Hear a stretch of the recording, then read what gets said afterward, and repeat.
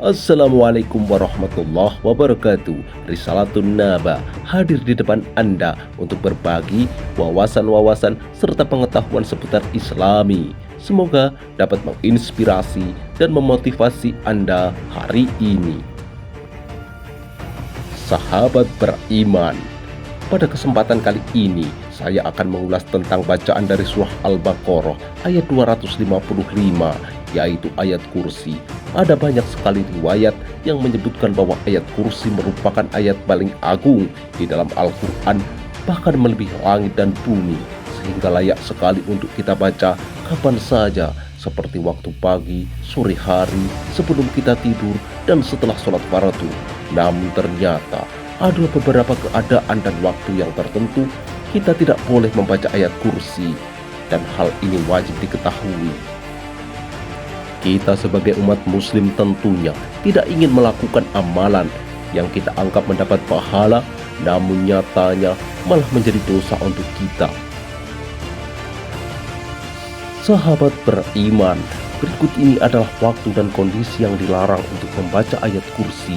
Yang pertama adalah saat kita sedang rukuk dan sujud dalam ibadah sholat. Baginda Nabi melarang kita untuk membaca Al-Quran saat kita sedang rukuk dan sujud dalam ibadah sholat. Sedangkan ayat kursi sebagai salah satu ayat dari Al-Quran tentu juga tidak boleh kita baca saat sedang rukuk dan sujud di dalam ibadah sholat, sebagaimana disebutkan dalam hadis riwayat Muslim. Dari Sayyidina Ali, beliau berkata, Rasulullah melarangku membaca Al-Quran saat rukuk dan sujud. Hadis riwayat Muslim. Lalu yang kedua, kita dilarang membaca ayat kursi ketika berada di toilet atau kamar mandi. Imam Nawawi dalam kitab At-Tibyan menjelaskan bahwa dianjurkan membaca Al-Quran di tempat yang bersih dan terpilih. Oleh karena itu, sekelompok ulama menganjurkan membacanya di dalam masjid atau tempat-tempat yang terjaga kebersihannya. Adapun membaca Al-Quran di kamar mandi, para ulama berbeda pendapat dalam masalah ini. Ada pendapat yang memakruhkannya. Para ulama dari kalangan Syafi'iyah mengatakan tidak dimakruhkan, namun hal itu tetap saja termasuk hal yang terlarang sebab menyalahi adab dalam membaca Al-Quran. Yang ketiga, kita dilarang membaca ayat kursi dalam keadaan mengantuk. Imam Nawawi menyebutkan hal ini dalam kitab Atib, yang bahwa makruh hukumnya membaca Al-Quran meski hanya ayat kursi saat kita sedang mengantuk. Hal ini bertujuan menjaga kemungkinan salah baca sehingga bisa merusak atau merubah bacaan dari Al-Quran. Kemudian yang keempat, kita dilarang membaca ayat kursi dalam keadaan menanggung hadas besar. Sahabat beriman, hadas besar yang dimaksud adalah ketika kita sedang junub, sedang haid dan nifas, sebagaimana disebutkan dalam hadis riwayat Imam Tirmizi dari Sayyidina Abdullah bin Umar radhiyallahu anhu. Rasulullah shallallahu alaihi wasallam bersabda, janganlah wanita haid dan orang junub membaca sesuatu dari Al-Quran. Hadis riwayat Tirmizi.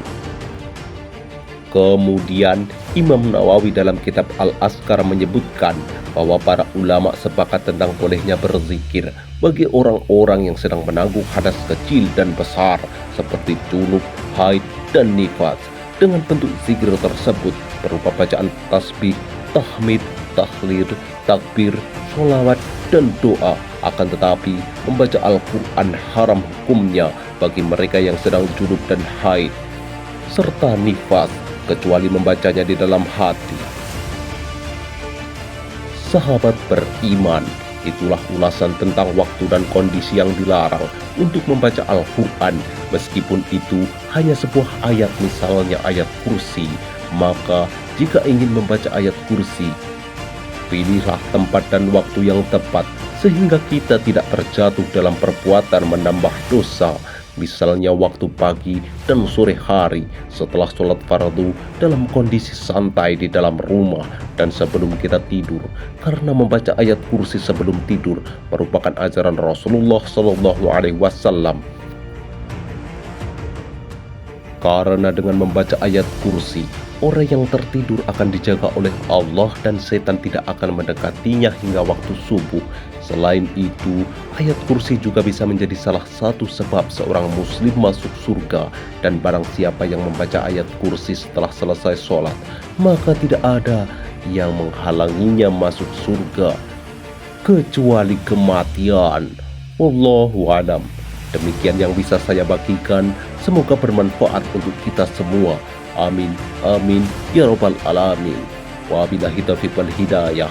Wassalamualaikum warahmatullahi wabarakatuh.